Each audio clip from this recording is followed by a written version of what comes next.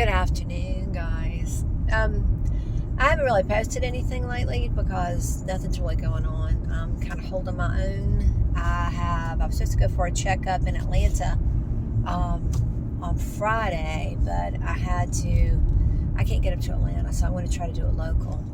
It was my 3-month checkup. No, it's not. I'm sorry. Right now I'm going every other month to Atlanta. So it's really not I'm sorry, I'm driving. It's not really an every 3-month checkup. It's just a checkup. But I feel okay. I'm still having a lot of bone problems. It's getting a little bit better. I found a CBD oil that I like. I don't think it's going to be something that I don't know. I've only taken it 2 days actually, so I can't really talk about it. I had minimal pain yesterday, but I'm hurting today a little bit. It's always my right hip. But that's really rather the reason I was coming back on here to talk to y'all.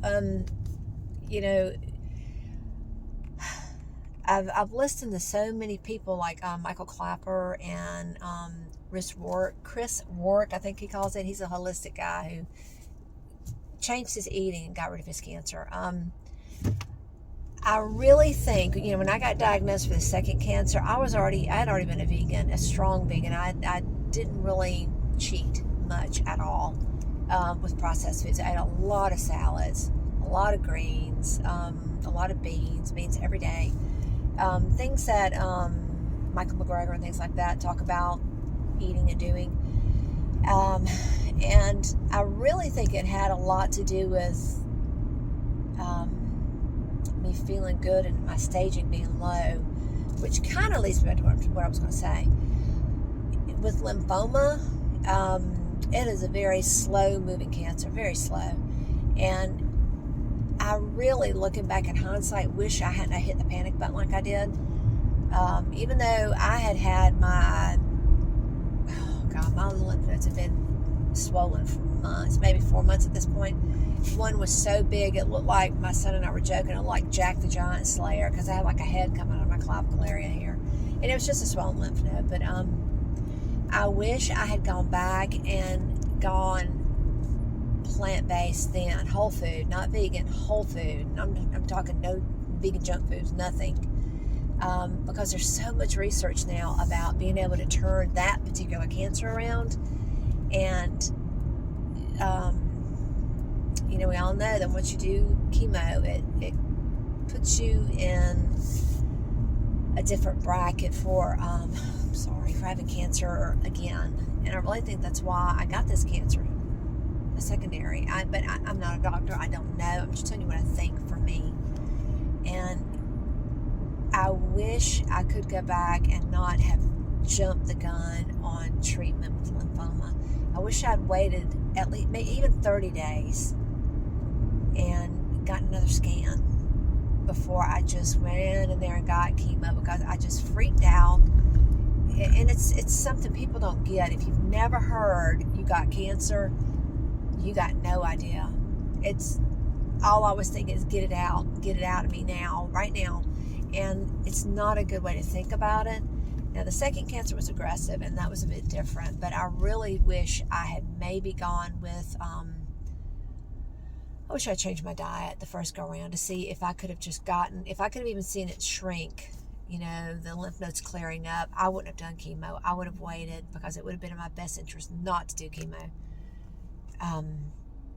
So for those of you who are faced with unpleasant news like that, research your cancers, talk to your doctors. Well, I don't know if your doctors will tell you to hold off, obviously, but again, for something like lymphoma, that is mine was a very slow growing. It was not an aggressive cancer, but I couldn't live with it the rest of my life. It would eventually kill me. So I had a little time to wiggle room there, to wait, and I didn't. So take time to research if you're diagnosed. Is it a fast moving? Is it moderate moving? Do you have 30 days to best and change everything? Get rid of Mr. Clean and Lysol and Clorox. Get the toxins out. Change your shampoos. Change your makeup. What else have I changed in my house?